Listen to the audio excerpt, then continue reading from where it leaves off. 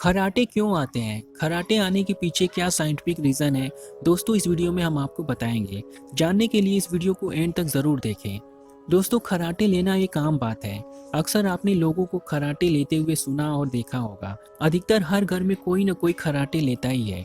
वैसे तो खराटे लेना एक आम परेशानी है, लेकिन हमें इसको हल्के में नहीं लेना चाहिए, क्योंकि इसको बीमारी बनते समय देर नहीं लगती।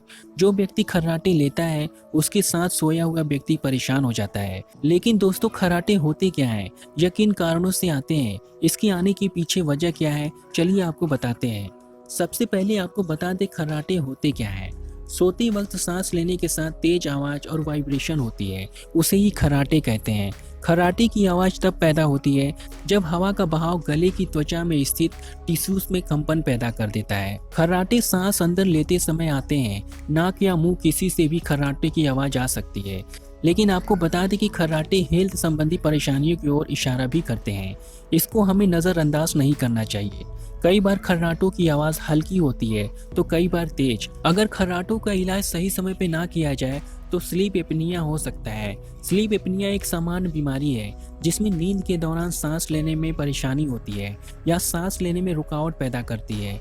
यह दीर्घकालीन स्थिति है जो आपकी नींद में बाधा डालती है। लेकिन खराटे आने के पीछे कारण यह है कि सोते समय सांस में रुकावट का होना खराटे लेने का मुख्य कारण है। जब मुंह और नाक के अंदर से हवा निकलने के रास्ते में रुकावट होती है या निकलने वाली जगह कम हो जाती है, तब खराटे की स्थिति उत्पन्न होने लगती है। हवा बहाव कम होने के कई कारण हो सकते हैं, जैसे सर्दियों के दिनों में कुछ लोगों को खराटे ज्यादा आते हैं, या फिर साइनस में इन्फेक्शन के दौरान भी आते हैं। नाक के अंदर निकले छोटे छोटे कणों के कारण भी वायु मार्ग में रुकावटें आ सकती हैं। जब नाक की हड्डी टेढ़ी हो जाती है और उसमें मांस बढ़ जाता है, तब भी सांस लेने में प्रेशर लगाना पड़ता है, जिस वजह से सांस लेने के साथ आवाज आती है और उसे खर्राटे कहते हैं। जब गले और जीभ की मांसपेशियां कमजोर होने के कारण लटकने लगती हैं तो रास्ते में रुकावटें आ जाती हैं। ऐसा अधिक अल्कोहल या नींद की गोलियां लेने के कारण होता है। साथ ही उम्र के बढ़ने से भी मांसपेशियों पर फर्क पड़ता है।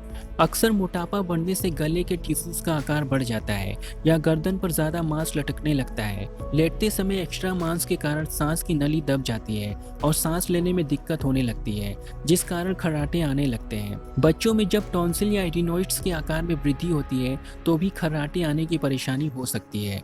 हमारे गले के बीच में लटक रहे टिश्यूज को यूव्यूला टिश्यू कहते हैं। यूव्यूला या तलवे का आकार ज्यादा बढ़ने से नाक से गले में खुलने वाला रास्ता बंद हो सकता है। हवा के संपर्क में आकार यूव्यूला में थरथराहट उत्पन्न होती है, जिसे खर्राटे कहा जाता है। खर्राटे आने का कारण नीचे वाले जबड़े का छोटा होना भी हो सकता है।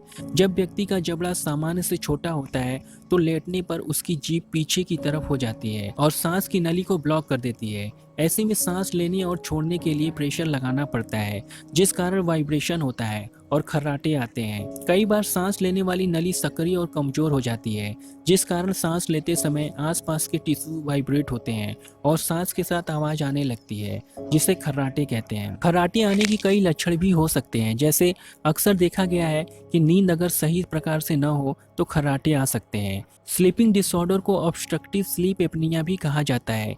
ये भी जरूरी नहीं कि जो खर्राटे ले रहा हो उसे ऑब्स्ट्रक्टिव स्लीप एपनिया ही हो। कुछ इस प्रकार के लक्षण भी देखने को मिल सकते हैं, जैसे दिन में ज्यादा नींद आना, सुबह सिर में दर्द होना, सोने के दौरान नाक से आवाज आना, हाई ब्लड प्रेशर के कारण रात के समय छाती में दर्द होना, रात को सोते समय दम घुटना या हांफना, इस तरह के लक्षण भी हो सकते हैं। दोस्तों अब बात करते हैं खर्राटे लेने से बचने के उपाय के बारे में।